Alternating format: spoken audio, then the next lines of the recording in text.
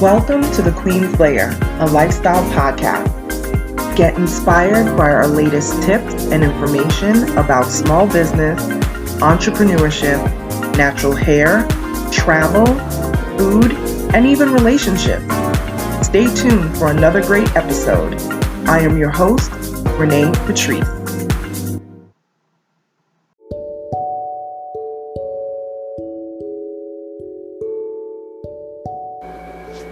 Welcome back, everyone. Thank you so much for tuning into my podcast once again. So, as I said, maybe episode before this or 2 episodes before this, I spoke about that I would start answering some questions again. As you guys know, if you have been a supporter of the podcast for a while, you know that I will sometimes take questions from my email, or sometimes I get DMs. But I will tell you right now, my DMs are crazy. They're crazy. Between the spam and the foolishness and the whatever. I don't even really look at my DMs like that. And I always tell my clients, don't DM me. Don't DM me on any social medias. Send me an email. If you want to email me questions and I will answer your specific emails, feel free to send your questions and I will do an episode dedicated to that. If I've already covered the subject matter, you will absolutely get a response from me and I will send you a link to that particular subject. I know people can easily search the episodes. My episodes are uploading onto YouTube now. Spotify is where everything originates. I know some of you guys are listening to me on so many different platforms. I don't even know how many platforms there are now. I can't even think of all of them, but I know for sure because Spotify is where I create everything. So Spotify is the main. I know people are listening to me over at iHeartRadio. Thank you so much. I don't even shout you guys out enough. iHeartRadio has been incredible. That crowd over there is wonderful. I get a lot of people, sending me notes and things like that. And they're like, oh, I listen, I follow you on iHeartRadio. So I'm like, oh, that's so wonderful. Because it took a long time to get up and running on iHeartRadio. So I appreciate that so much. So there's different platforms. If you guys are not aware, Google Podcasts is now, I believe it's now officially over, but since Google owns YouTube, hopefully I'm saying that right, Google had acquired YouTube some time ago. They're now under the Google suite of products.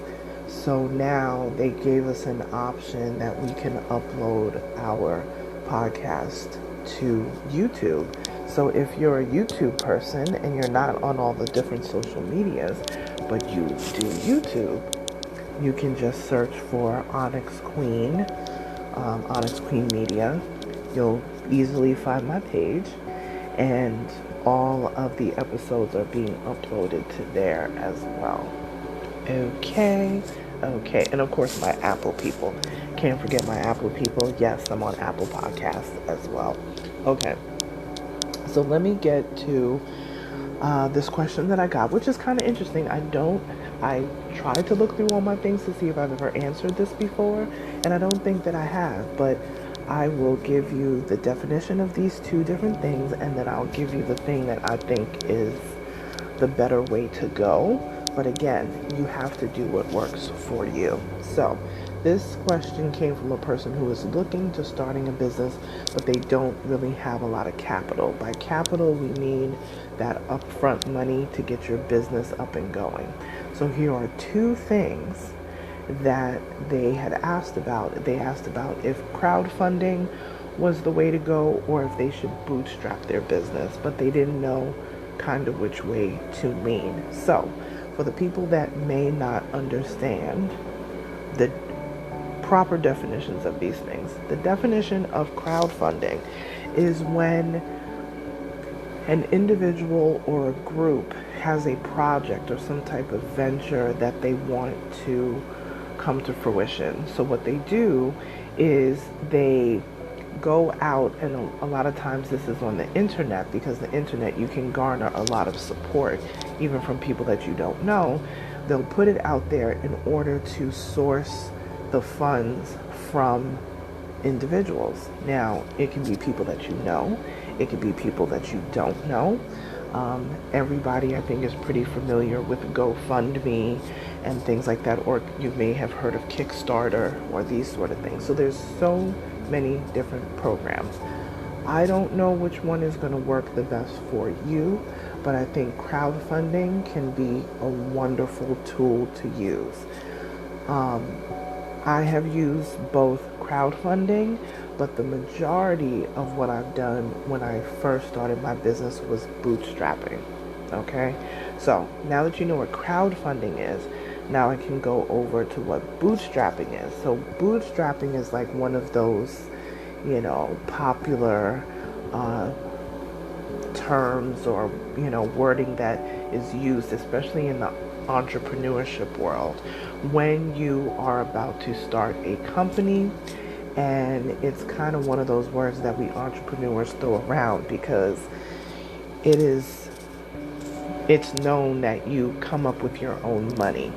So sometimes I've had friends who, I don't suggest it, but I have had friends and acquaintances who have bootstrapped their own businesses through credit cards. I want to say I saw an interview with Spike Lee, the film director, Brooklyn brother. I want to say, I hope I'm saying this right, but you guys can fact check me because y'all always do.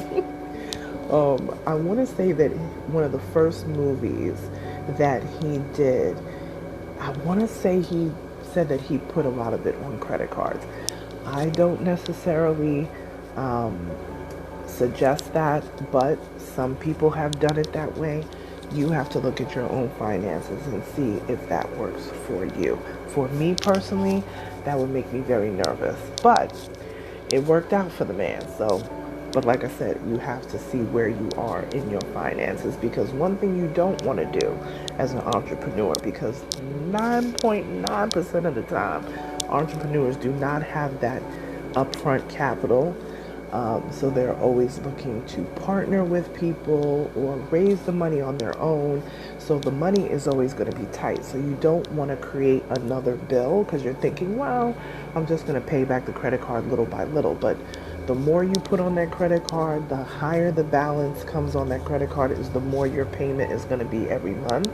And that can become problematic over time. But again, I'm not in your pocket. I'm not in your finances, so you need to decide what's the best way for you, what's going to work the best for your financial situation. But bootstrapping simply means that you are self-funded. So you're using your own resources from your own pockets, whether it's savings, whether it's credit, whether it is selling assets or whatever it is. It's your own self-funding for your particular venture, business that you want to do. And crowdfunding is where you solicit money from crowds. And that can be through things like GoFundMe.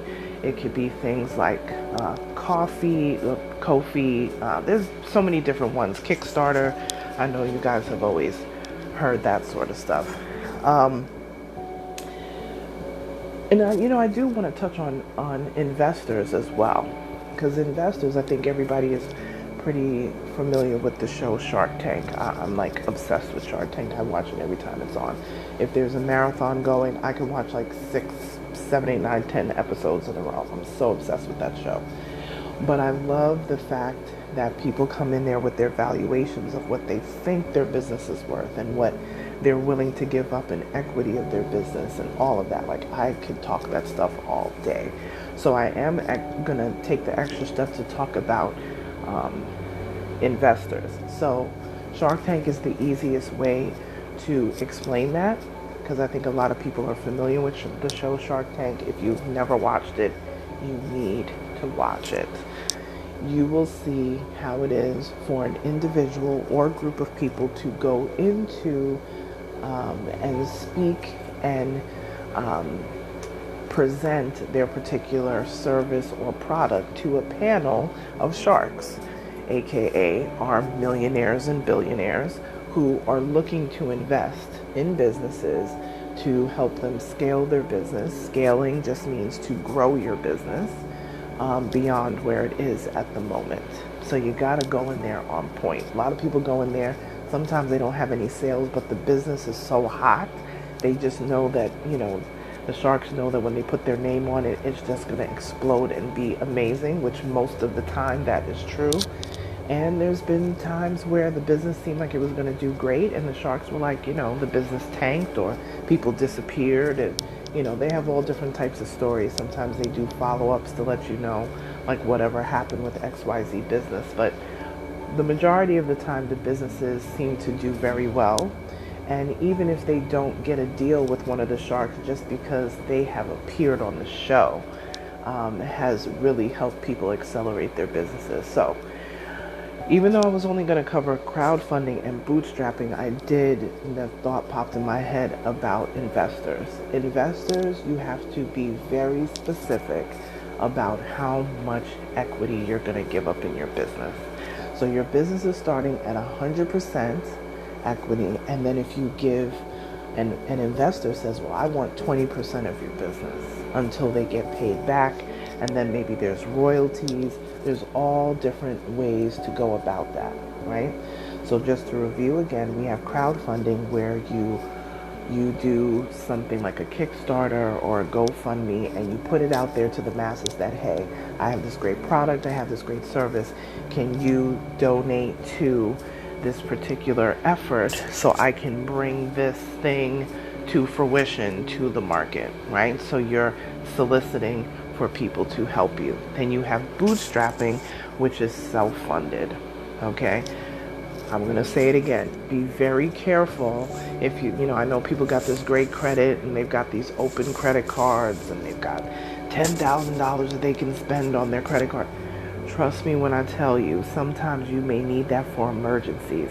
That $10,000 is going to look really good, especially in something that we just came out of a pandemic. You don't want to be strapped completely, strapped like that and not have any emergency sort of thing on hand. The better thing to do is to have emergency cash in the bank. But if you don't, you definitely want to have that one credit card that has no balance on it or very, very little. So that just in case there's an emergency, you can plunk that card down and say, hey, and it will cover you for a time until you can get to your next thing, right?